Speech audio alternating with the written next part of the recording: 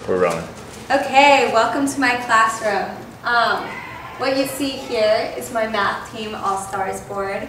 A huge piece of my investment is having kids sit down with me each quarter and have a conversation about what they want their goal in my class to be. The way I test is by benchmark, so they know exactly which benchmarks are being tested on a certain assessment, and when they get it back, if they have met their personal goal, they get up here, and it's very exciting for them.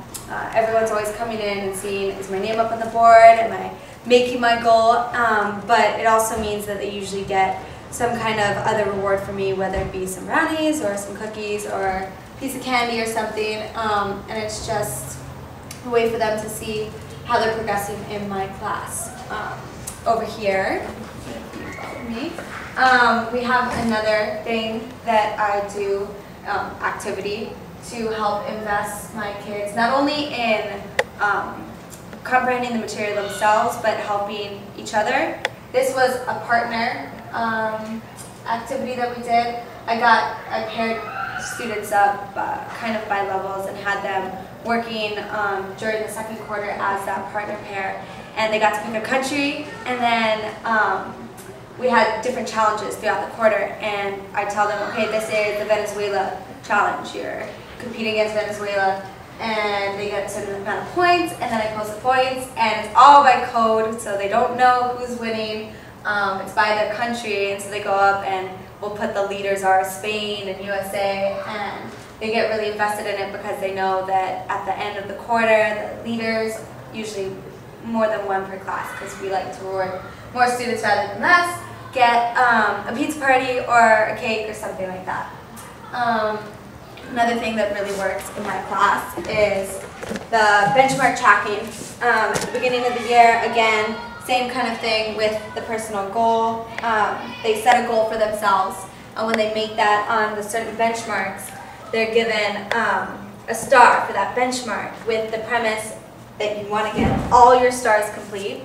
They always have chances to make up benchmarks anytime, any time that they want, and everything is also by code name so that no one gets teased, or the competition is more personal. They know exactly where they stand, and it's not really about where someone else in the class stands. So that's a big investment piece. And then lastly, I don't know if you can okay, and also similar to the World Cup Challenge, but it's called Mission Possible, not Impossible, is another activity, but it's based in groups. This time, instead of partners, they're put into groups with the premise that now that they've had some partner work, that they can work together with more people and do that productively. So again, they pick code names, and this time it's based on a place around the island, and they get to work out what their name is, and they reflect upon how they're going to make their team work together. And so they're really invested in that team work and helping each other understand the concepts.